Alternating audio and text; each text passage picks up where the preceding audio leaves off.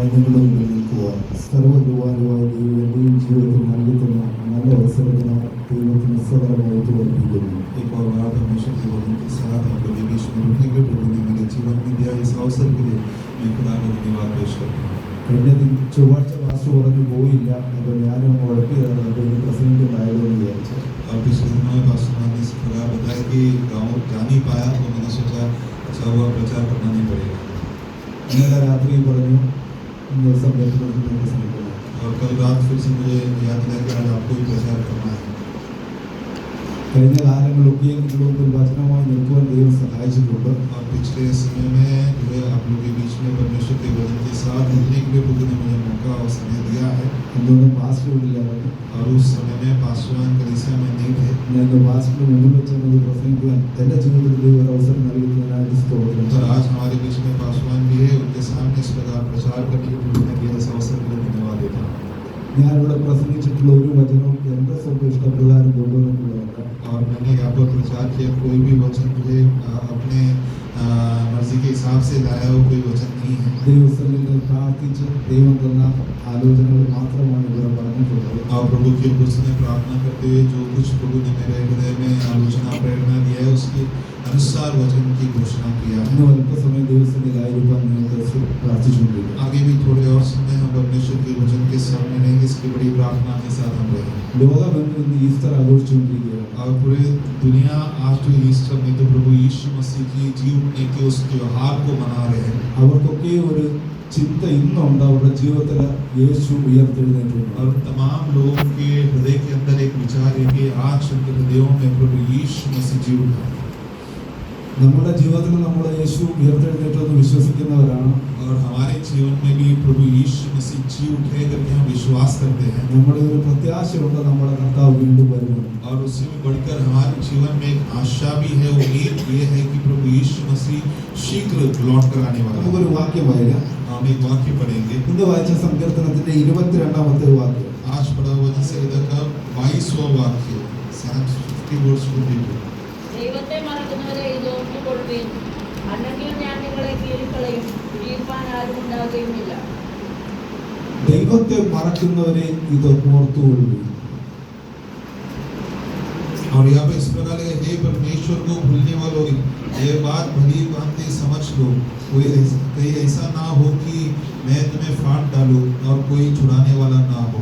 ഇത് നമ്മളെ കുറിച്ചല്ല പറയുന്നത്. और ये हमारे बारे में नहीं बोलते हैं। അത് നമ്മുടെ ദൈവത്തെ മറക്കുന്നില്ലല്ലോ. और हम में से कोई तो परमेश्वर को भूलते नहीं है। ദൈവത്തെ മറക്കുന്നത് ആരാണ്? और अगर ऐसा है तो प्रभु को परमेश्वर को कौन भूलते हैं?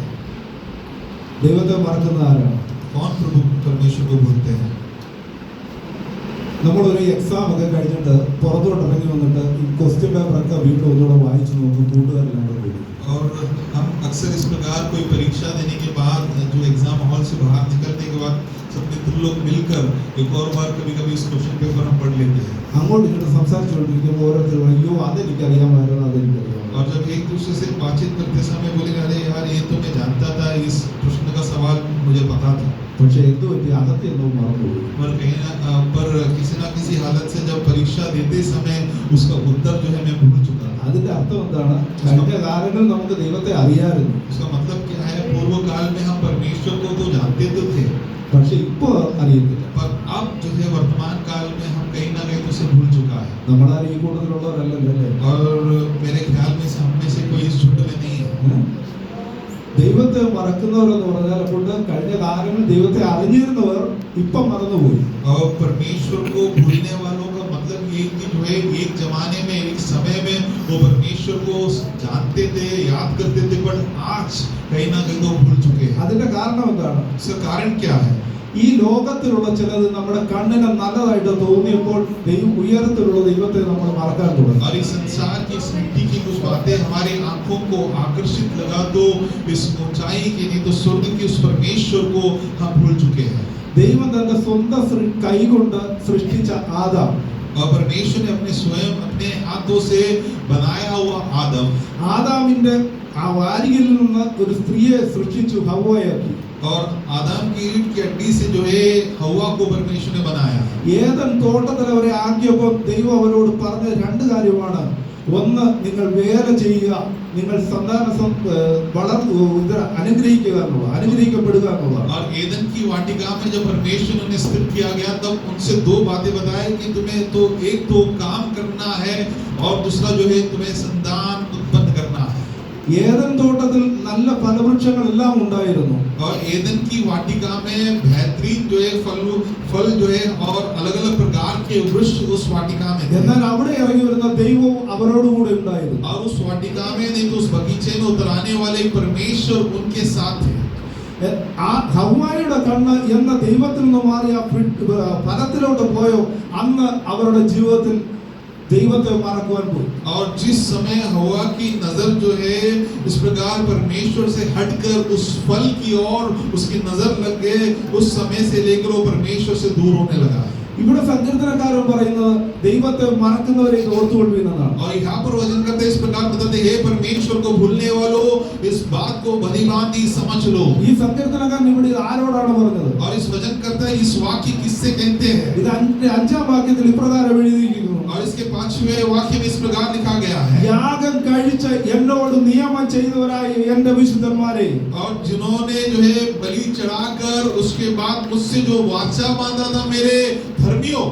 ഇപ്പൊ അവരുടെ പേരപ്പം എന്താണ്? വിശുദ്ധൻ എന്നാണ് ദൈവം അവരെ വിളിച്ചത്. और अब जो है परमेश्वर उन्हें धर्मी नहीं तो पवित्र लोग करके संबोधित किया है. കഴിഞ്ഞ കാലങ്ങളിൽ നമ്മൾ പാപത്തിന്റെ അന്ധകാരത്തിൽ കിടന്നപ്പോൾ और एक समय में जब पाप की अंधकार में जब वो पड़े थे അവിടെ നിന്ന് ദൈവം നമ്മളെ വിളിച്ചു വേർതിരിച്ച് और वहां से परमेश्वर ने हमें बुलाकर अलग करते हुए യെഹെസ്കേൽ പ്രവാചകൻ പറയുന്ന പോലെ ഒരു കണ്ണിന് നമ്മുടെ ആർദ്രത തോന്നാതിരുന്നപ്പോൾ और जैसे यहेजकेल नबी बताते जब कोई आंखें हमारी ओर रहम नहीं खाते थे, कोई हमें आकर्षित नहीं करते थे, നമ്മൾ രക്തത്തിൽ കുളിച്ചു കിടന്നപ്പോൾ और जब हम इस प्रकार खून में पड़े हुए थे അവിടെ നിന്ന് ദൈവം നമ്മളെ വിളിച്ചു വേർതിരിച്ചു. और वहां से परमेश्वर ने हमें बुलाकर अलग किया है. ദൈവവുമായി നമ്മൾ ഒരു നിയമം ചെയ്തു. और परमेश्वर के साथ हमसे एक वाचा बांधा है. അന്ന് നമ്മുടെ പേര് ദൈവം മാറ്റി വിശുദ്ധൻ എന്ന്. और उस दिन हमारे नाम को परमेश्वर ने पापी से हटाकर पवित्र करके ठहराया, धर्मी करके ठहराया. അടുത്ത 8-9 വാക്യങ്ങൾ ഇപ്രകാരം വായിക്കുന്നു. आगे उसके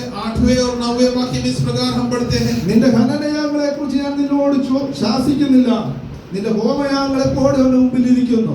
और तेरे मेल बलि और होम बलि के बारे में मैं इस प्रकार तुझे बता देनी है और तेरे होम बलि हमेशा मेरे सामने है. അപ്പൊ ഇവര് ദൈവത്തെ ആരാധിക്കുന്നു, ദൈവത്തിന് വേണ്ടി എന്ത് ചെയ്യാൻ തയ്യാറായിട്ടുള്ളവരാണ്. और ये परमेश्वर की आराधना करने वाले लोग हैं और परमेश्वर के लिए कुछ भी करने के लिए निरंतर तैयार है. കാര്യം 9 പറയുന്നു നിന്റെ വീട്ടിൽ നിന്ന് കാളയോ കഴുതയോ ഞാൻ എടുക്കുന്നില്ല, പക്ഷെ ഇവർ കൊടുക്കാൻ തയ്യാറായിട്ട് നിൽക്കുക. और यहाँ पर जो 9वें वाक्य में भी बता दे तेरे घराने से कोई बैल या बकरा या किसी भी प्रकार की पशु को मैं लेना नहीं चाहूंगा, पर वो स्वयं जो है अर्पित करने के लिए तैयार वो उस मनोभावना. അതിന്റെ 12ാം വാക്യം വരുമ്പോൾ പറയുന്നു എനിക്ക് വിശന്നാൽ ഞാൻ നിന്നോട് ചോദിക്കുകയില്ല.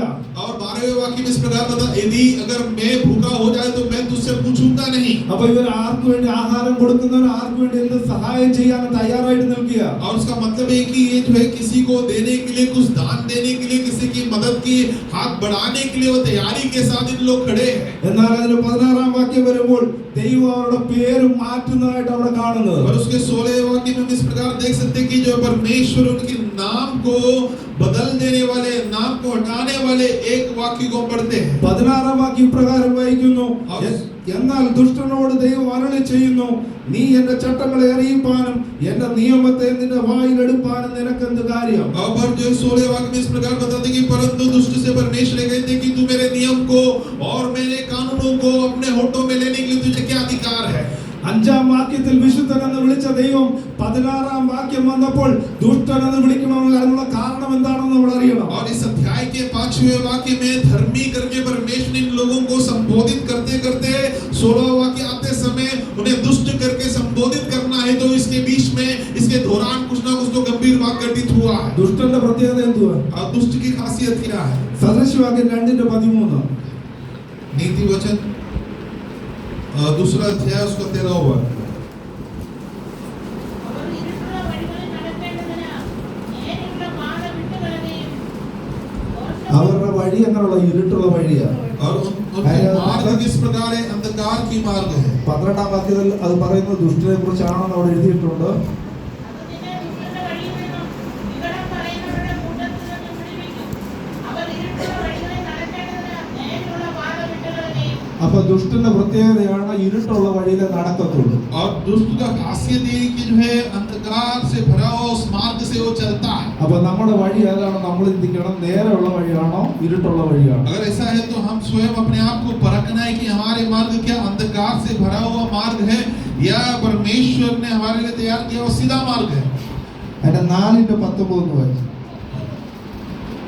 4:19 भी जरा पढ़ें. ദുഷ്ടന്മാരുടെ വഴി അന്ധകാരം പോലെയാകുന്നു, ഏതെങ്കിലും തട്ടി വീഴുമെന്ന് അവർ അറിയുന്നില്ല. അപ്പൊ അന്ധകാര വഴിയിൽ പോയാൽ വഴി തട്ടി വീഴും എന്നുള്ള ഉറപ്പാണ്. और यहाँ पर लिखा है कि 4:19 में दुष्टों के मार्ग घोर अंधकार में है, वे नहीं जानते कि वे किस में ठोकर खाते हैं. വിശുദ്ധൻ ആയി ദൈവസന്നിധിയിൽ ജീവിച്ച വ്യക്തി, और एक पवित्र होकर धर्मी होकर परमेश्वर के बस में जीवन बिताए हुए व्यक्ति, ദുഷ്ടനെന്ന് ദൈവം പേര് മാറ്റിയാൽ, अगर परमेश्वर ने उस धर्मी व्यक्ति का नाम जो इस प्रकार दुष्ट करके डाल दिया നമ്മൾ जाए ഏത് അന്ധകാരത്തിൽ പോയി വീഴുമെന്ന് ദൈവം തമ്പുരാൻ മാത്രമേ അറിയൂ. और हम किस प्रकार की अंधकार में जाकर ठोकर खाएंगे केवल परमेश्वर ही जानते हैं. കാര്യം ഞാൻ കഴിഞ്ഞ പ്രാവശ്യം ഇവിടെ പറഞ്ഞ പോലെ और जैसे मैंने पिछले बार भी बता चुका हूँ, കോരഹ് കുടുംബം ആലയത്തോട് ചേർന്ന് വസിച്ചവരാ. और खोरक और उसके परिवार जो है परमेश्वर के मंदिर के साथ मिलते हुए जीवन बिताया. എന്ന് മോശയ്ക്കും ആലയത്തിന് വിരോധമായി പ്രവർത്തിക്കുവാൻ തുടങ്ങിയോ, और जिस समय से लेकर उन्होंने मूसा और परमेश्वर के मंदिर के विरोध में कार्य करने लगा, അന്ന് ദൈവം അവരുടെ വീടിന് പേര് മാറ്റി ദുഷ്ടന്മാരുടെ കൂടാരമാണ്. अब उस दिन जो है परमेश्वर ने उनकी घराने के नाम ही बदल दिया है कि ये दुष्टों की महफिल करके बुलाने लगा. ഒരു കാലത്ത് വിശുദ്ധനെന്ന് വിളിച്ചു എന്നുള്ളത് സത്യമാണെങ്കിൽ, और एक समय में जो है पवित्र धर्मी करके पुकारा, ये तो सच्चाई की बात है. ആലയത്തിന് വിരോധമായി പ്രവർത്തിച്ചു കഴിഞ്ഞാൽ और जैसे तो परमेश्वर के मंदिर के विरोध में कार्य करने लगते हैं, ദൈവം നമ്മുടെ കൂടാരത്തിന്റെ പേര് മാറ്റും, വിശുദ്ധന്റെ വീടെന്നുള്ളതിനെ മാറ്റി ദുഷ്ടന്റെ കൂടാരമെന്നാക്കും. और जो है परमेश्वर हमारे घर के नाम ही बदल देंगे, पवित्र लोगों की घर के नहीं तो धर्मी की घर के नाम छोड़कर जो है दुष्टों की अड्डा करके जो नाम डाल देंगे. അതിന്റെ 17 വാക്യം, സങ്കീർത്തനത്തിന്റെ 17 വാക്യത്തിൽ ഇപ്രകാരം വായിക്കുന്നു. उसका 17वां वाक्य में इस प्रकार हम पढ़ते हैं, നീ- എന്റെ വചനങ്ങളെ നിന്റെ പുറകിൽ എറിഞ്ഞു കളയുന്നുവല്ലോ. അപ്പൊ ഈ ദുഷ്ടന്റെ രണ്ടാമത്തെ പ്രത്യേകതയാണ് ശാസനയെ വെറുക്കുക, വചനത്തെ കളയുക. और ये दुष्टों की दूसरी खासियत ये है कि जो है वो ताड़ना को इतना गंभीर नहीं लेते हैं और परमेश्वर की वचन की तिरस्कार करते हैं. സദൃശവാക്യം 4:22. नीति वचन 4:22. അവയെ കിട്ടുന്നവർക്ക് അവ ജീവനും അവരുടെ സർവ്വദേഹത്തിന് സൗഖ്യമാകുന്നു. അപ്പൊ ഇതിന്റെ ജീവനും സൗഖ്യവുമാണ്. ശാസനയും ദൈവവചനവും നമ്മുടെ ജീവിതത്തിൽ ഉണ്ടെങ്കിൽ എന്തുകൊണ്ടെന്ന്, ആമേൻ. ജീവനും സൗഖ്യമുണ്ട്. ജീവനും സൗഖ്യമുണ്ട്. और यहाँ पर जो है दुष्ट के बारे में बताते हैं कि जो है वो परमेश्वर की ताड़ना को और परमेश्वर की वचन को इनकार और तिरस्कार करते हैं. पर जो नीति वचन में बताते हैं कि अगर ताड़ना और परमेश्वर की वचन हमारे जीवन में है तो हमारे लिए शिफा का कारण है. ഇപ്പൊ ശാസനയും വചനത്തെയും വെറുത്ത് കളയുന്നവർക്ക് എന്തുമില്ലെന്നാണ്, ജീവനുമില്ല സൗഖ്യവും. സൗഖ്യവും. और परमेश्वर की ताड़ना को उसकी वचन को तिरस्कार करने वालों के जीवन में क्या नहीं है, वो उनके जीवन में किसी भी प्रकार की चंगाई नहीं है और शांति नहीं है. അടുത്തതായിട്ട് അതിന്റെ 5:14 വായിച്ചു. സദൃശവാക്യം 5:16 സംഘത്തിന്റെ മധ്യയിൽ ഞാൻ ഏകദേശം സകല ദോഷത്തിലും അകപ്പെട്ടു പോയല്ലോ എന്നിങ്ങനെ പറവാൻ സംഗതി വരരുത്. കാര്യം ഇതെല്ലാം പറയുന്നത് വചനം വിട്ടുപോകുന്നതിനെ കുറിച്ചാണ്.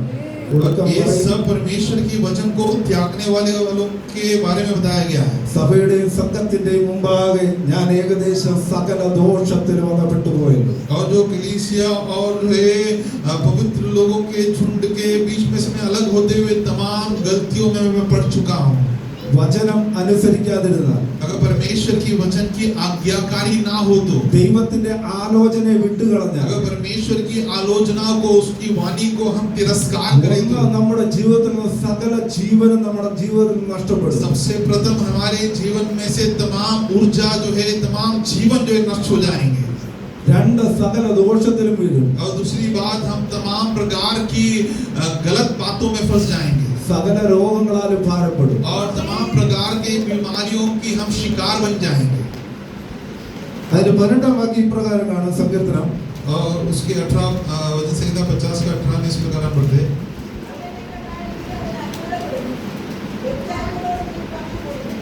അപ്പൊ ദുഷ്ടന്റെ അടുത്ത പ്രത്യേകതയാണ് നമ്മളാരും ആ കൂട്ടത്തിലുള്ളവരല്ലാത്തോണ്ട് സ്തോത്രം ചെയ്യുന്നു. और हम इस प्रकार के झुंड में नहीं है, इसलिए मैं खुदा को धन्यवाद देता हूँ। വെളിപ്പാട് പുസ്തകം 2:2 എന്ന് പറയുന്നു.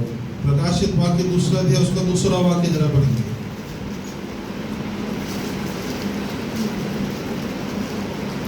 ഞാൻ നിന്റെ പ്രവൃത്തിയും പ്രയത്നവും സഹിഷ്ണുതയും കൊള്ളരുതാത്തവരെ നിനക്ക് സഹിച്ചുകൂടാത്തതും അപ്പോസ്തലന്മാർ എനിക്ക് ഞാൻ അപ്പോസ്തലന്മാർ എന്ന് പറയുന്നവരെ നീ പരീക്ഷിച്ച് കള്ളന്മാർ എന്ന് കണ്ടതും ഞാൻ അറിയുന്നു. അറിയുന്നു.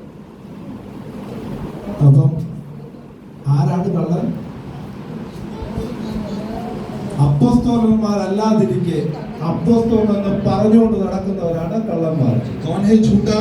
नहीं तो चोर किसे कहलाते हैं? जो प्रेरित नहीं होने के बावजूद भी स्वयं अपने आप को प्रेरित घोषित करते हुए चलने वाले हो। ഇന്ന് ഒത്തിരി അപ്പോസ്തലന്മാരുണ്ട്. आजकल की दुनिया में हमें कई सारे प्रेरितों को हम देख सकते हैं നമ്മളെല്ലാം എടുത്തു നോക്കിയാൽ അതിന്റെ ആദ്യം കാണും അപ്പോസ്തലന്മാർ. और हम एक एक लोगों को इस प्रकार देखें तो उनके नाम के पहले जो इस प्रकार अपोस्टल नहीं तो प्रेरित करके डालते हैं। ഞാൻ അവരാരെയും വിധിക്കുന്നില്ല. और मैं उन्हें इस प्रकार जो है उनके बारे में जो उन्हें जज नहीं कर रहा हूँ। പക്ഷേ അപ്പോസ്തലന്മാർ അല്ലാതിരിക്കെ അപ്പോസ്തലൻ എന്ന് പറയുന്നവരെ കള്ളനെന്നാണ് ബൈബിൾ तो പറയുന്നത്. परमेश्वर के वचन ये बात साफ बताते जो प्रेरित ना होने के बावजूद भी अपने आप को प्रेरित करके परिचय दिलाते हैं वो एक चोर के समान है। അപ്പൊ ദുഷ്ടനായി കഴിഞ്ഞാൽ ഇങ്ങനെയുള്ളവരോടായിരിക്കും അടുത്ത കൂട്ടം. अगर दुष्ट हो जाए तो फिर हमारा भी संगति इन प्रकार के लोगों के साथ हो जाएगी। ദൈവം വിശുദ്ധനെന്ന് വിളിച്ചതാണ്. പക്ഷെ ദുഷ്ടനായി കഴിഞ്ഞാൽ കൂട്ട് പിന്നെ ഇങ്ങനെയുള്ളവർ. ये बात तो सच है कि एक जमाने में परमेश्वर ने हमें पवित्र धर्मी करके नाम दिया था, पर जो है आज हमारी संगति नहीं तो हमारी जो है मित्रपन इस प्रकार के लोगों के साथ है। അതിന്റെ അടുത്ത ഭാഗം വ്യഭിചാരികളോട് നീ പങ്കുകൂടുന്നു. और इसके अगले वाक्य में भी वो बताया कि जो है व्यभिचारी लोगों के साथ जो है तू शामिल हो जाते हैं। ദൈവവചനം വിറ്റ് ജീവിക്കുന്നവരുടെ കൂടെ കൂടരുതെന്നാണ് ദൈവവചനം और പറയുന്നത്. परमेश्वर के वचन इस प्रकार बताते कि जो है अपने खुद की फायदे के लिए अपने मुनाफा के लिए जो परमेश्वर की वचन को भेजकर अपने जीवन गुजारने वालों के साथ आप मित्रपन में नहीं शामिल होना है। ദ്രവ്യാഗ്രഹം സകലവിധ ദോഷത്തിനും മൂല കാരണമെന്ന് വേദപുസ്തകം നമ്മളെ പഠിപ്പിക്കുന്നു. और परमेश्वर की वचन ये भी हमें सिखाते कि हर प्रकार की लालचपन जो है हर हानि का कारण बन जाते, तो उस प्रकार की स्वभाव से हम अपने आप को दूर रखना है। അപ്പോസ്തലന്മാരല്ലാതിരിക്കെ അപ്പോസ്തലന്മാർ എന്ന് പറഞ്ഞ് പണത്തിന് വേണ്ടി നടക്കുന്നവരുടെ കൂടെ കൂടാനെ കൊണ്ട് ദൈവവേദനത്തിന് വ്യവസ്ഥയില്ലെന്നാണ് ബൈബിൾ നമ്മളെ और പഠിപ്പിക്കുന്നത്. परमेश्वर के वचन ये भी हमें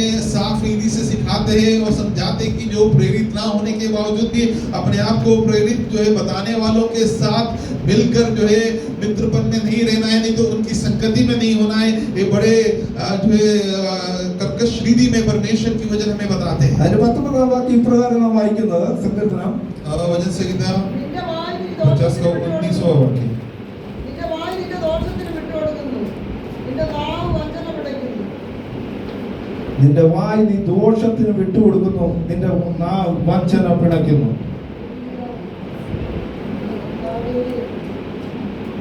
നമ്മളുടെ നാവ് എങ്ങനെയായിരിക്കും നമ്മൾ തന്നെ ശ്രദ്ധിക്കുക. और यहाँ पर 19वां वाक्य में इस प्रकार लिखा है कि तूने अपने मुंह बुराई करने के लिए खोला और तेरी जीभ छाल की बातें घटती है। വിശുദ്ധനെന്ന് വിളിച്ചവന്റെ നാവ് വഞ്ചന പിണയ്ക്കരുത്. और पवित्र करके धर्मी करके जिसे प्रभु ने ठहराया है उनकी मुंह से बुराई की शब्द बातें नहीं निकलना। വിശുദ്ധനെന്ന് വിളിച്ചവന്റെ നാവ് ദോഷം നിരൂപിക്കരുത്. और जिन्हें प्रभु ने धर्मी ठहराया है उनके हृदय के अंदर नहीं तो उनके मुंह के अंदर से जो बुराई की बातें छल की बातें नहीं निकलना। സദൃശവാക്യം 18:21 ഇപ്രകാരം നാം കാണുന്നു. और नीति वचन जो है 18-21 में हम इस प्रकार पढ़ते हैं, മരണവും ജീവനും നിന്റെ നാവിന്മേലിരിക്കുന്നു. और मृत्यु और जीवन तेरी जीभ में प्रभु ने दिया गया है।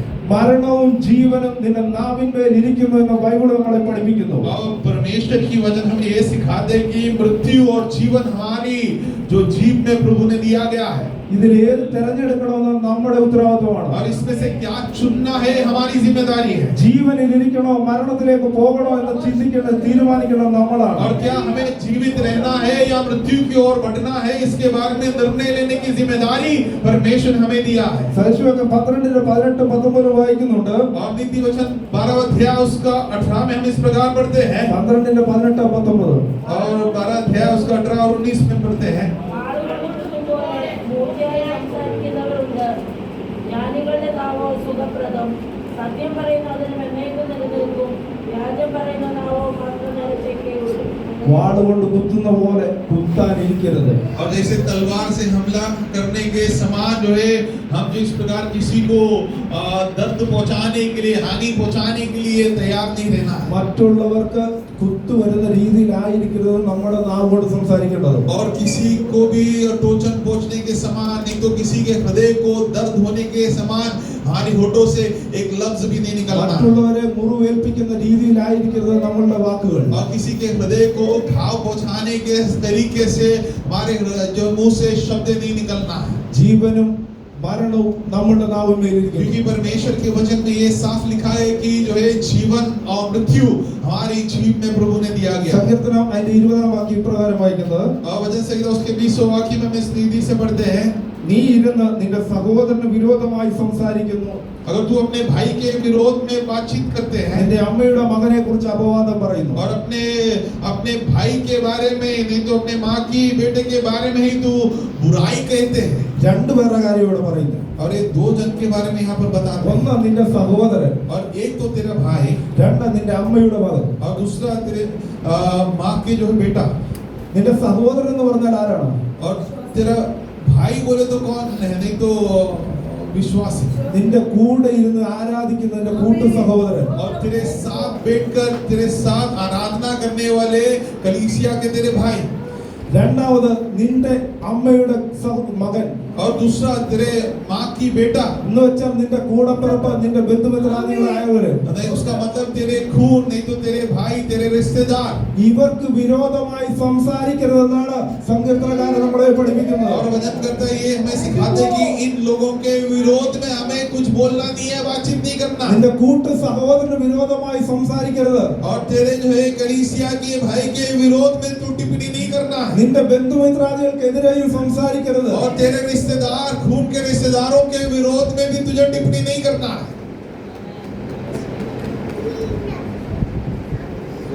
കൂട്ടു സഹോദരനെതിരെ സംസാരിച്ചാൽ, ദോഷം നിരൂപിച്ചാൽ മരണത്തിന് കാരണമാകുമെന്നാണ് വചനം പഠിപ്പിക്കുന്നത്. और परमेश्वर के वचन में ये भी बताते हैं कि अगर तू अपने भाई के विरोध में या उनके बारे में कुछ हानि भी अपने मन में भावना भी कर ले, विचार भी कर ले, तो भी वो तेरे लिए मृत्यु का कारण बनेगा। സത്യമായിട്ട് നമ്മളൊന്ന് ചിന്തിച്ചു നോക്കിയേ, നമ്മളുടെ കൂട്ട സഹോദരന്മാരോടോ അല്ലെങ്കിൽ നമ്മുടെ ബന്ധുമിത്രാദികളോടോ എത്രയോ കാലങ്ങളായി സംസാരിക്കാതിരുന്നിട്ട് നമ്മളുണ്ട്. अगर हम सचमुच अपने हृदय से सोचकर परख कर देखें तो हम अपने कलीसिया के भाइयों से, बहनों से, नहीं तो हमारे खून के रिश्तेदारों से कितने सालों से, कितने अर्जों से हमने बात भी नहीं किया। നമ്മുടെ സ്നേഹത്തെ കുറിച്ച് പ്രസംഗിക്കുന്നുണ്ട്, പഠിപ്പിക്കുന്നുണ്ട്. और हम कई बार अक्सर प्रेम के बारे में पढ़ते हैं, सिखाते हैं और समझते भी हैं। കാണപ്പെടുന്ന സഹോദരനെ സ്നേഹിക്കാൻ കഴിയാത്ത നീ കാണപ്പെടാത്ത ദൈവത്തെ എങ്ങനെ സ്നേഹിക്കുമെന്നാണ് വേദപുസ്തകം ചോദിക്കുന്നത്. परमेश्वर के वचन में इस प्रकार सवाल किया जाता है कि अपने नग्न नेत्रों के द्वारा दिखाई देने वाले भाइयों से अगर आप प्रेम ना कर पाए तो ना दिखाई देने वाले उस स्वर्गीय परमेश्वर से आप किस रीति से प्रेम कर पाएंगे। യേശു ഉയർത്തെഴുന്നേറ്റെന്ന് ലോകം ആചരിക്കുന്ന ഇന്നേ ദിവസം, और यीशु मसीह मृत्यु से जी उठा है करके दुनिया मनाने वाले आज की इस दिन നമ്മൾ സ്നാനപ്പെട്ട് പരിശുദ്ധാത്മാവിനെ പ്രാപിച്ചപ്പോൾ ക്രിസ്തു നമ്മളുടെ ഉള്ളിൽ ജീവിച്ചു, ജനിച്ചു, മരിച്ചു, ഉയർത്തപ്പെട്ടു എന്ന് നമ്മൾ വിശ്വസിക്കുമ്പോൾ, और जब हम जो बपतिस्मा लिया उस समय जो है मसीह हम पर, हम में, हमारे अंदर जीवित हुआ है करके जब हम विश्वास करते हैं। എത്രയോ കാലങ്ങളായി കൂട്ട സഹോദരന്മാരോട് നമ്മുടെ ബന്ധുമിത്രോട് സംസാരിക്കാതിരുന്നിട്ട് നമ്മൾ ഏത് തരത്തിലാണ് സ്വർഗത്തിൽ പോകാനിരിക്കുന്നത്? अगर ऐसा है तो हम कितने सालों से अपने लोगों से, अपने भाइयों से, अपने खून के रिश्तों से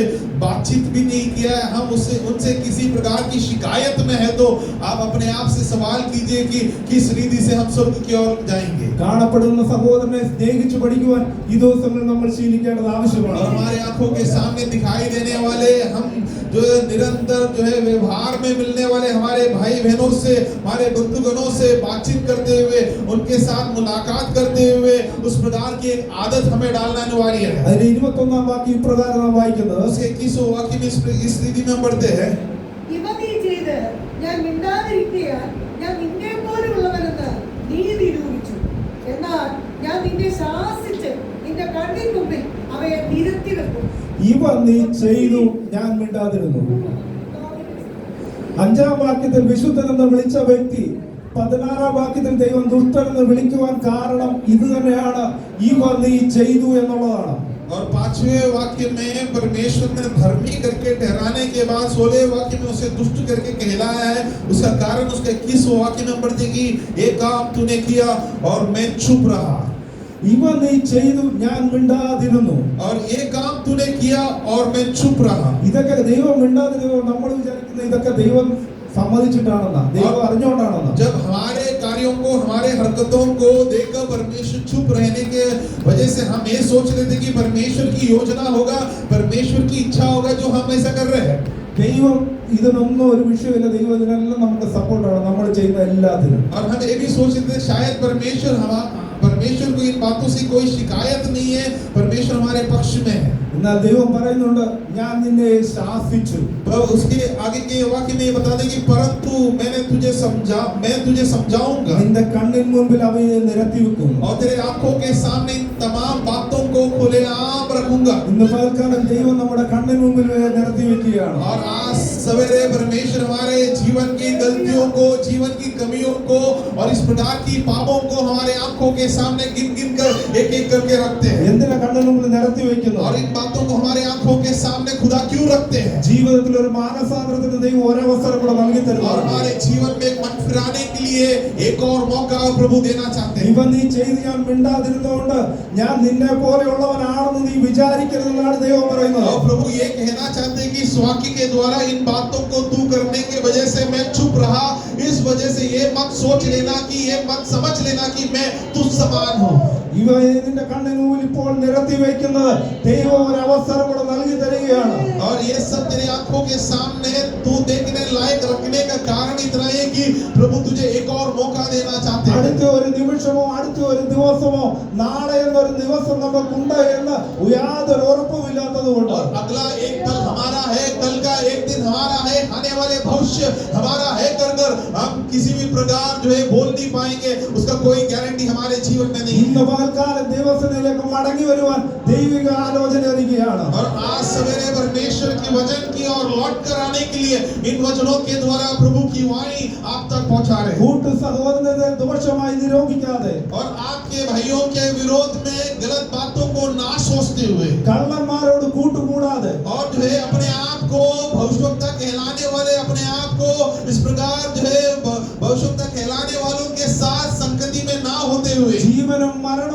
ഏത് വേണമെന്ന് തിരഞ്ഞെടുക്കാനുള്ള അവസരം ദൈവം തരുമ്പോൾ, और जीवन या मृत्यु आपको जो पसंद है चुनने का मौका और अधिकार जब प्रभु आपको देते समय, ദൈവം ആഗ്രഹിക്കുന്നത് മടങ്ങി വരുവാനാണ്. अब प्रभु इन तमाम बातों के बीच में एक ही बात आपसे चाहते कि आप उसकी ओर लौट कर आए. ഇല്ല, 22-ാം വാക്യം നമ്മൾ ഇപ്രകാരം വായിച്ചു. अगर ऐसा ना हो तो उसके 22वें वाक्य में हमने इस रीति से पढ़ा, ദൈവത്തെ മറക്കുന്നവരെ ഇത് ഓർത്തുകൊള്ളുവീൻ, और हे परमेश्वर को भूलने वालों ये स्मरण रखो, അല്ലെങ്കിൽ അവൻ നിങ്ങളെ കീറിക്കളയും, വിടുവിപ്പാൻ ആരും अगर ഉണ്ടായിരിക്കില്ല. ऐसा ना हो तो वो आपको चीर देंगे, फाड़ देंगे और छुड़ाने के लिए कोई भी नहीं होगा. നമ്മുടെ ദൈവത്തിന്റെ കയ്യിൽ വീഴുന്നത് ഭയങ്കരമല്ലോ. और हमारे परमेश्वर के हाथों में गलत रीति से पड़ जाना ये गंभीर भयानक अवस्था है. ഈ ദിവസങ്ങളിൽ ദൈവസന്നിധിയിലേക്ക് മടങ്ങി വരുവാൻ ദൈവം ഒരു അവസരം നമ്മുടെ ജീവിതത്തിൽ നൽകി തരികയാണ്. और इन दिनों में परमेश्वर की वचन की और प्रभु की ओर लौट कर आने के लिए प्रभु हमें एक और मौका देना चाहते हैं. ദൈവത്തെ നന്നായി അറിയാമെന്ന് പറയുന്ന നമ്മൾ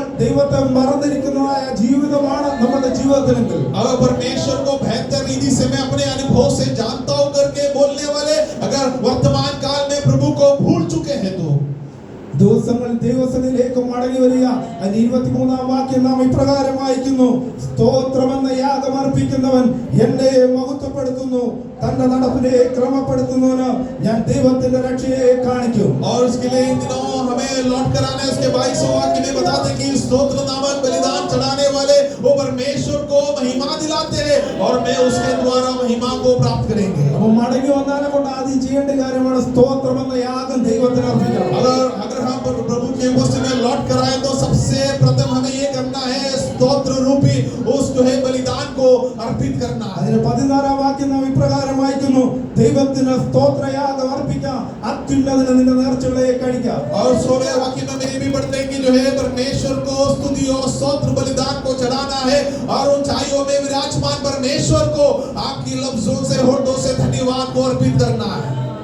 ആരാണ് ദൈവത്തിന് സ്തോത്രയാഗം അർപ്പിക്കേണ്ടത്? और कौन परमेश्वर को धन्यवाद और स्तुति अर्पित करना है? 107 സങ്കീർത്തനത്തിന്റെ 107 സങ്കീർത്തനം भजन संहिता 107 അതിന്റെ 7ാമത്തെ വാക്യം. उसके 7वें वाक्य. പട്ടണത്തിൽ ചെല്ലേണ്ടതിന് അവനവരെ ചൊവ്വയുള്ള വഴിയിൽ നടത്തി. और പാർപ്പാൻ തക്ക പട്ടണത്തിൽ ചെല്ലേണ്ടതിന് അവൻ അവരെ ചൊവ്വയുള്ള വഴിയിൽ നടത്തി. और जो सही नगर में पहुंचने के लिए जो है उन्हें ठीक मार्ग पर वो चलाया है. അവർ 4ാം വാക്യത്തിൽ നാം വായിക്കുന്നത് ഇങ്ങനെയാണ്: അവർ മരുഭൂമിയിൽ ജനസഞ്ചാരമില്ലാതെ വഴിയിൽ ഉഴന്നു നടന്നു, പാർപ്പാൻ ഒരു പട്ടണവും അവർ കണ്ടെത്തിയില്ല. और उसके 14वें वाक्य में हमें पढ़ते कि वो जंगल में मरुभूमि के मार्ग पर भटकते फिरते और कोई वास हुआ नगर ना पाया. കഴിഞ്ഞ കാലങ്ങളിൽ നമ്മുടെ ജീവിതത്തിൽ മരുഭൂമിയുടെ അനുഭവത്തിൽ കൂടി കടന്നുപോയപ്പോൾ വഴിയിൽ ഒരു തണല് പോലും ഇല്ലാതിരുന്ന കാലത്ത് പാർക്കുവാൻ ഒരു പട്ടണവും ഒരു പാർപ്പിടവും നമ്മുടെ ജീവിതത്തിൽ ഇല്ലാതിരുന്നപ്പോൾ തക്ക പട്ടണത്തിൽ തക്ക സമയത്ത് നമ്മളെ എത്തിച്ചേർന്ന ദൈവത്തിന് സ്തോത്രയാഗം അർപ്പിക്കാൻ ദൈവം നമ്മളെ വിളിച്ചു ചേർത്തിരിക്കുകയാണ്. और इन वचनों के द्वारा परमेश्वर की आत्मा हमें यही बताना चाहते हैं कि पूर्व काल में अगर हम पीछे की ओर मुड़कर देखें तो हमारी अनुभव भी मरुस्थल के अनुभव, सुख का अनुभव थे. किसी भी प्रकार की वासस्थान हमारे आंखों के सामने दिखाई नहीं देते थे. उस समय में प्रभु ने हमें ले आकर जो है हमें सही मार्ग दिखाते हुए, सही वासस्थान देते हुए, सही मकान देते हुए हमें ठहराया. उस परमेश्वर को हमारे होठों से उसके धन्यवाद की उस बलिदान को चढ़ाना है. അതിന് 107:14 ഇപ്രകാരം വായിക്കുന്നു: അവൻ അവരെ ഇരുട്ടിൽ നിന്നും അന്ധതമസിൽ നിന്നും പുറപ്പെടുവിച്ചു, അവരുടെ ബന്ധനങ്ങളെ അറുത്തു കളഞ്ഞു. और जो उसके 14वें वाक्य में पढ़ते हैं कि वो अंधकार और मृत्यु की छाया से उन्हें निकाला है और उनके जीवन से वो जीवन में ले आकर अंधकार से उन्हें छुटकारा दिया. മരണത്തിന്റെ കൂരിരുട്ട് ജീവിതത്തിൽ കടന്നു വന്നപ്പോൾ, മരണത്തിന്റെ അന്ധകാരം ജീവിതത്തിൽ കടന്നു വന്നപ്പോൾ അവിടെ നിന്ന് ദൈവം നമ്മളെ വിടുവിച്ചു വേർതിരിച്ചതാണെങ്കിൽ ദൈവത്തിന് സ്തോത്രയാഗം അർപ്പിക്കുവാൻ ദൈവത്തിന് നമ്മളെ പഠിപ്പിക്കുന്നു. और परमेश्वर के वचन हमें उसे धन्यवाद देने के लिए क्यों कहता है? क्योंकि मृत्यु की घोर अंधकार से, मृत्यु की तराई की मार्ग से वो हमें छुड़ाते हुए परमेश्वर की उस प्रकाशन में हमें स्थापित किया है. इसलिए हमें उसे धन्यवाद देना है. यही उचित बात है. അതിന്റെ 20ാം വാക്യം നാം ഇപ്രകാരം വായിക്കുന്നു: അവൻ തന്റെ വചനത്തെ അയച്ചവരെ സൗഖ്യമാക്കി, അവരുടെ കുഴികളിൽ നിന്ന് അവരെ വിടുവിച്ചു. और उसके 20वें वाक्य में बताते हैं कि उन्होंने अपने वचन भेजकर उन्हें चंगाई दिया है और उनकी बीमारी से, उनकी शैय्याग्रस्त से परमेश्वर ने उन्हें छुटकारा दिया. രോഗങ്ങൾ പലത് ജീവിതത്തിൽ കടന്നു വന്നു. നമ്മുടെ സമപ്രായക്കാരായ അനേകർ ഈ ലോകത്തിൽ നിന്ന് മാറ്റപ്പെട്ടപ്പോൾ സൗഖ്യത്തോടും സമാധാനത്തോടും ഇന്ന് ദൈവം നമ്മളെ നിർത്തിയിട്ടുണ്ടെങ്കിൽ ദൈവത്തെ ആരാധിക്കുവാൻ, ദൈവത്തിന് സ്തോത്രയാഗം അർപ്പിക്കുവാൻ ദൈവം നമ്മളെ വിളിച്ച് വേർതിരിക്കുകയാണ്. और हमारे जीवन यात्रा में हमारे साथ चले हुए कई सारे लोग जो है कई प्रकार की बीमारियों की वजह से इस दुनिया से चल बसे. उसके बीच में आज भी प्रभु हमें तंदुरुस्त और मजबूत और कुशल समेत आज भी प्रभु ने अगर हमें खड़ा किया है तो उसे इस फोटो से धन्यवाद करना हमारी जिम्मेदारी, हमारी दायित्व है. അതിന്റെ 29ാം വാക്യം ഇപ്രകാരം വായിക്കുന്നു: അവൻ കൊടുങ്കാറ്റിനെ ശാന്തമാക്കി, തിരമാലകൾ അടങ്ങി, ശാന്തത വന്നുകൊണ്ട് അവർ സന്തോഷിച്ചു, അവർ ആഗ്രഹിച്ച തുറമുഖത്ത് അവൻ അവരെ എത്തിച്ചു. और उसके 29 वर्ष में पढ़ते कि जो है उनके जीवन के विरोध में उठकर आए आंधी, तूफान, बवंडर, इन तमाम बातों को शांत करते हुए उनकी नैया को परमेश्वर ने उस सही स्थान पर ले चला है जिधर वो जाना चाहते थे. അവർ യഹോവയെ അവന്റെ നന്മയെ ചൊല്ലിയും മനുഷ്യപുത്രന്മാരിൽ ചെയ്ത അത്ഭുതങ്ങളെ ചൊല്ലിയും സ്തുതിക്കട്ടെ. और यहोवा को उनके जीवन में किया हुआ भलाइयों को स्मरण करते हुए पूरे मनुष्यों के सामने प्रभु ने उनकी आदर किया है. इन बातों को स्मरण करते हुए अपने आवाज में, उच्च आवाज में परमेश्वर को धन्यवाद अर्पित करना है. പാട്ട് നമ്മൾ പാടും: ശാന്ത തുറമുഖം അടുത്തു, എന്റെ കാതലോടെ ഏറ്റവും അടുത്തു എന്ന്. और हम इस प्रकार की गीत की पंक्ति गाते हैं कि जो है मैं उस जगह तक पहुंच जा रहा हूं और मेरे प्रिय, मेरे प्रेमी के करीब मैं पहुंच रहा हूं. ആ ശാന്ത തുറമുഖത്തെത്തുവാൻ ഈ ദിവസങ്ങളിൽ ദൈവസന്നിധിയിലേക്ക് മടങ്ങി വരേണ്ടത് ആവശ്യമാണെന്നാണ് സങ്കീർത്തനം നമ്മളെ പഠിപ്പിക്കുന്നത്. और उस शांति की, स्वर्ग की उस देश में मैं पहुंचने के लिए परमेश्वर की वचन हमें ये सिखाते हैं कि इन दिनों में प्रभु की वचन की ओर हमें लौट कर आना अनिवार्य है। 1 കൊരിന്ത്യർ 10:1 മുതൽ 5 വരെയുള്ള വാക്യങ്ങൾ നമ്മൾ ഇപ്രകാരം വായിക്കുന്നു. पहला कुरिन्थी 10वें अध्याय उसका पहले वाक्य से लेकर 5वें वाक्य तक इस रीति से पढ़ते हैं।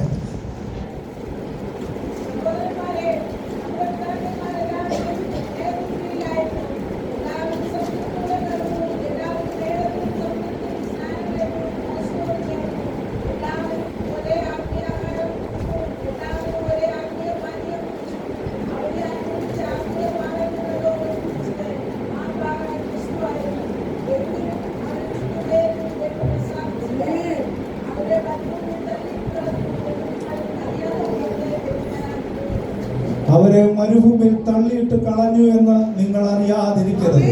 और यहाँ पर जो इस्राएल लोग के बारे में बता दे कि उन्हें मरुस्थल में मैंने जो है ठोकर दे चुका है, इस बात से आप अनजान ना रहो। അവര് ഒരേ ആത്മീയ പാനീയ കുടിച്ചു. और एक समय में एक जमाने में प्रभु ने उन्हें मिस्र से छुड़ाने के बाद एक ही आत्मिक भोजन में वो शामिल हुए थे ചെങ്കടൽ കൂടി കിടന്ന് സ്നാനപ്പെട്ടു. और बड़े लाल समुद्र के बीचों बीच जो गुजरे थे, नहीं तो लाल समुद्र के बीचों बीच उनका बपतिस्मा हुआ था। മന്ന എന്ന സ്വർഗത്തിലെ അപ്പം ഭക്ഷിച്ചവരാണ്. और स्वर्ग के परमेश्वर ने उस मरुस्थल में स्वर्ग की भोजन मन्ना उन्हें खिलाया था। കയ്പിന്റെ നീരായിരുന്ന മാറയെ മധുരമാക്കി കൊടുത്ത് ക്രിസ്തു അവരെ അവരുടെ ദാഹം ശമിപ്പിച്ചതാണ്. और जब वो प्यासे थे, जो उस मारा की पानी जो कड़वा था उसे मीठा बनाते हुए उनकी प्यास भी प्रभु ने बुझाया था। പക്ഷേ അവരെല്ലാവരും കനാനിൽ എത്തിച്ചേർന്നില്ല എന്നുള്ളത് ദൃഷ്ടാന്തമായി നമ്മുടെ മുമ്പിൽ ദൈവം വച്ചിരിക്കുകയാണ്. पर इन तमाम बातों